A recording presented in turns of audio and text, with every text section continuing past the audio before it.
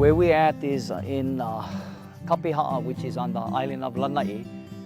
And Kapiha'a is ancient Hawaiian fishing village that predates back to pre-Western contact, but probably phased out in the late 1800s.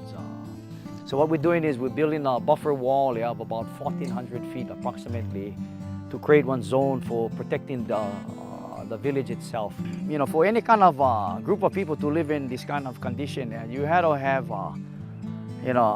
solid foundation, just to live in this kind of environment. But I'm sure there was a lot more lushness and beauty than how we have here now, with the encroachment of the development today. But just the fact of living how they did, again, the stone being their main foundation base. It was like currency to them, actually. This was their main building block, their main building tool, next to the wood material that they would use for the upright posts and the roof, which, then was covered by this grass that you see, which is the pili grass. All this is pili grass inside here. So what you have here is actually the two building tools that was part of, what embraced their body, their kino, and what protected them, during the course of their life. And, to use that, to use what came directly from the aina, from the land, again, we're talking about the poaku, since this is the focus. And what they created out of this, we're doing the wall, but out of this, they made their lamps. You figure they made their sinkers to hold their canoe from drifting. They made sinkers to hold their nets in place when they went fishing. They made weapons out of the stone for their slings. They made games during leisure time with the form of konani. They left visual signs from the form of petroglyphs. There's countless things that they did with the basic pohaku. And then as we're building the wall, if you look at what we have at this point, we got an assembly line kind of, so to speak, where everything is ready to be built. We got the fill material, we got the rocks here, and again, like what I mentioned, with the sizes of the rocks, if you look at the rocks, this would be like a one-man stone, because one man would be comfortably, and then this is like a half-man stone, because probably a teenager can work with this. And then these are filler stones, stuff like this that you use to fill in between your gaps, And then when you're working, you need to work with stones that also are going to be your face, which is the stones that you use on the outside, as your face, that you set,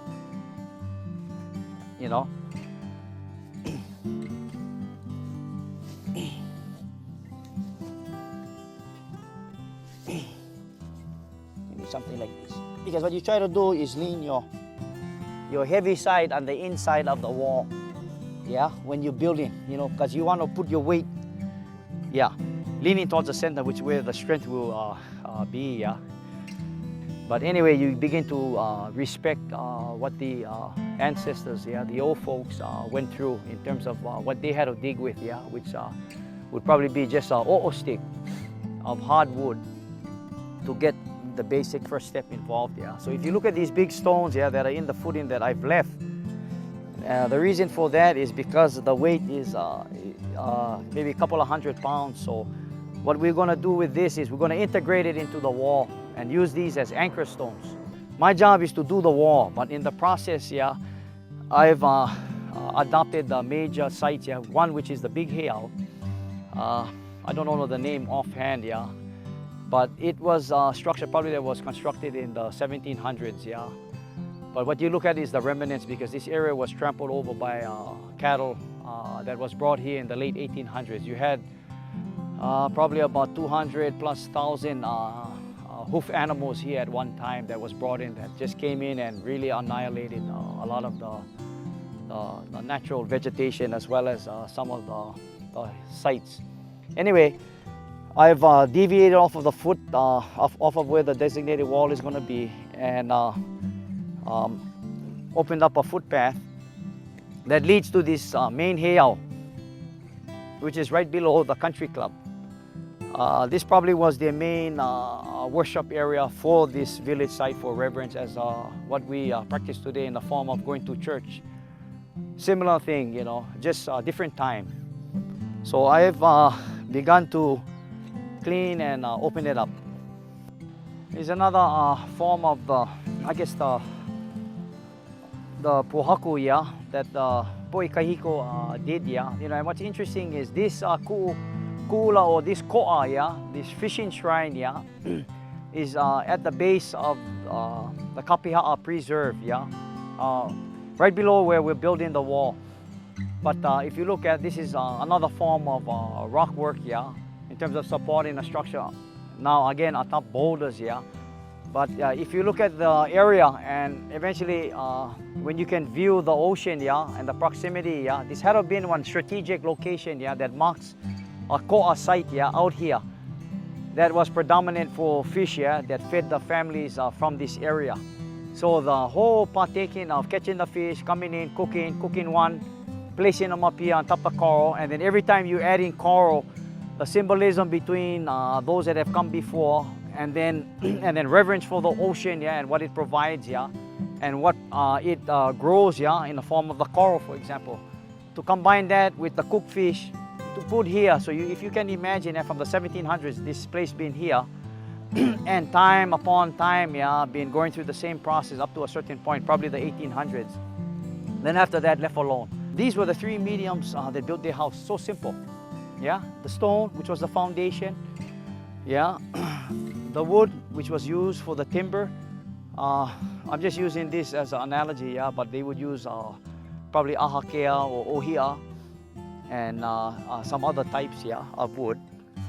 And then this for the thatching. And then other than that, what you use for the lashing was either the coconut sennit or the olana that was used, yeah, you know. So, you know, if you look, yeah, I mean, how simple, yeah, but yet how advanced these people were. But this basically sheltered them to do all the types of work that they achieved, you know, the engineering stuff that they did, you know.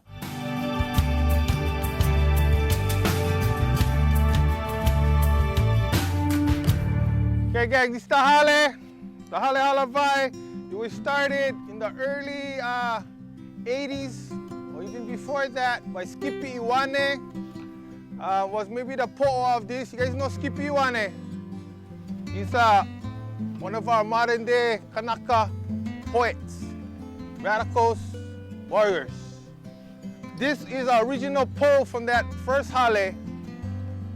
It's the pole kini, or the corner pole, okay?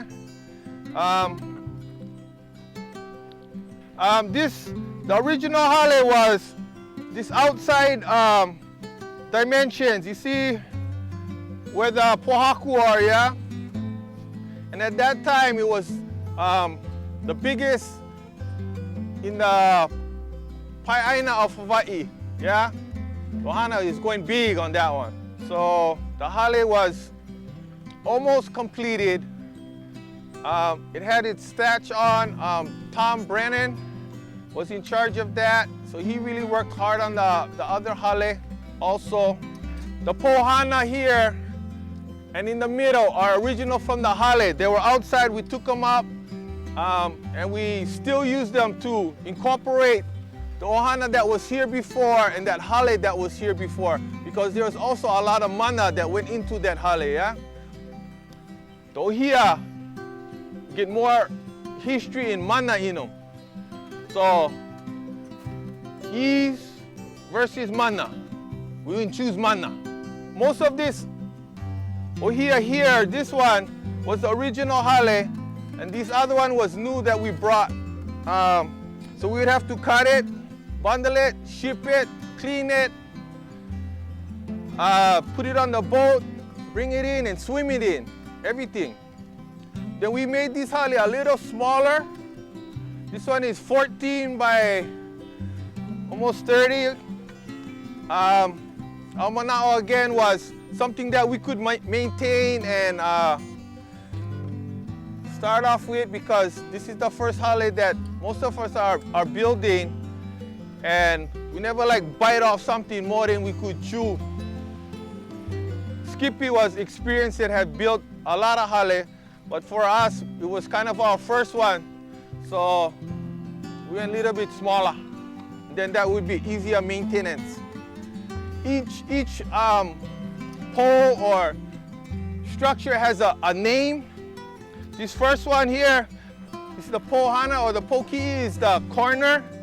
And this was the corner post here. And in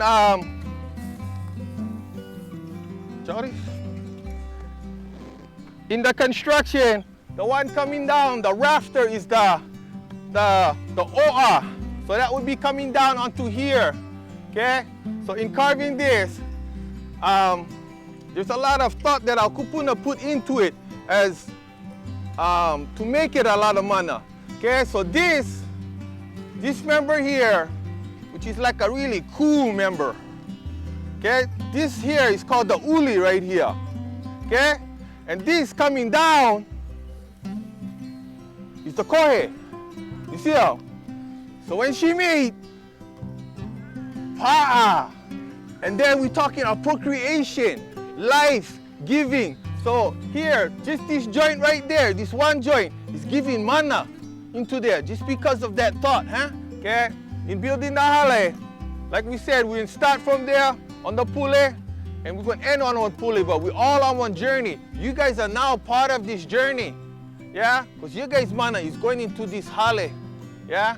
This hale will be used for, it's a hale halavai, a meeting house, but there will be also a lot of talk in here, shared with everybody, not only you guys, but whoever comes here, onto what happens on this island, gang. Yeah? This island, you guys feel them.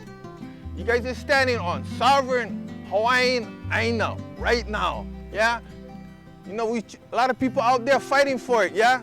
This is reality, this is it. This is the first piece of sovereign aina. What is sovereign aina? Kanaka get to say what's being done about this place. Simple, yeah? A lot of people think sovereignty is like a whole nother thing, but it's just us having the right to maintain your own resource. Yeah, simple, yeah? So Kaho'olawe, we all get to say what's going to happen here. So Kaho'olawe to me is, when we think about engineering and sustainability and science, Kaho'olawe is especially as Hawaiians, is a piko, it's a center for us, not only culturally, but also as Hawaiian scientists, Hawaiian engineers, Hawaiian practitioners. I work here at the College of Engineering, and I work with a program called the Native Hawaiian Science and Engineering Mentorship Program, and I'm the project director here. And our program is to encourage more Native Hawaiian students and Pacific Islanders to pursue higher education or careers in science, technology, engineering, and mathematics. I found out there's tons of engineers out there, but the one that most interested me was civil because it works with our built environment, our roads, our buildings, our traffic systems, our water systems, and it's very important for our state. Hawaiians were excellent engineers. I'll give you a couple examples. Ahupua'a land management. So say you have a piece of land and you have so much people who live on that land, and how you feed all of those people, and how you maintain their basic necessities like housing, shelter, food, water. And to be able to do that without negatively affecting the environment. That's a big engineering struggle that we face today. So we have the term today is called sustainability. It's a big deal. Everyone talks about sustainability. This is something that our ancestors did naturally. You know, they did this for hundreds of years. Engineers and STEM scientists in general, I think in the next 10, 20, and 100 years, absolutely critical, you know, globally, but also for Hawaii. Think about stuff like our gas prices, you know, energy sources, global climate change, like sea level rise, and our depleted fisheries, hurricanes, tsunamis, increased population, and our effect of our drinking water. So these are things that civil engineers and engineers in general, it's going to be really challenging, but really very important for Hawaii to have engineers who understand our people and how we live and try to maintain our quality of life. But what's interesting here is the journey involved, with doing this kind of work, and with the kids that were helping with piling that small pile of stone. It may seem like a small pile, but the symbolism behind that, is what they doing as they're carrying those 3 rocks or 4 rocks, and then what they leave behind. And the journey for myself, of understanding, what went through these old folks' mind, the Po'ekahiko, what went through their mind in terms of doing this kind of construction. Because you learn every day, and I'm still learning, and probably when I'm older, then I begin to understand a little bit. But that's basically how you get an understanding or a heartbeat of what it was all about in terms of when you talk about what your ancestors did or what the Hawaiians did. You cannot just shoot from the hip and say that we're entitled because we're Hawaiians. No, you need to understand by doing the process, which is this, and this is the main foundation of the culture, which is the pohaku. Like the Queen song, Kaulana Napua. You can have your material things and whatnot, but we are just happy and satisfied with the pohaku, because from that all life comes, and that was our foundation. To me, the best way I can give back, and provide that mechanism for the Opio, to embrace, that journey of being able to give back, and to take pride and to instill that value in them, is by bringing back to life this kind of visual, this kind of life forms, like what we're doing with the recreation of the wall. The experience of them coming down here on their field trip here to Lanai to at least partake in grabbing a few stones, putting them in a pile, walking through this heat, walking on this unbalanced terrain. All that, adds up to appreciation for what the ancestors were all about, and what I'm going through, as a small business contractor doing this kind of culture-related work, that instills into them, this kind of being. You cannot go in the class and just talk to them about this is what the Hawaiians were and this is what they did. By them coming out here, walking, incurring a little sweat as they walk to the place that I'm doing the work, visualizing what I'm doing here for 8 hours every day, grabbing those few stones, stepping on a thorn from the keawe, all that are teachers to making them want to embrace what they have never known, because it's not their fault, but also appreciate or have some appreciation of what once was, in terms of how these people were able to survive. But after being here, they went home just today. I know they truly understand now, because underneath their feet or their waiwai, they take a little bit of that kuleana with them, which is the work ethic and the appreciation for a sense of place, and maybe the yearning for want to be a part of this kind of thing, or the more appreciation and love for where they come from, and to be proud of being fortunate to have walked on this ground that so many ancient ones have done in the past.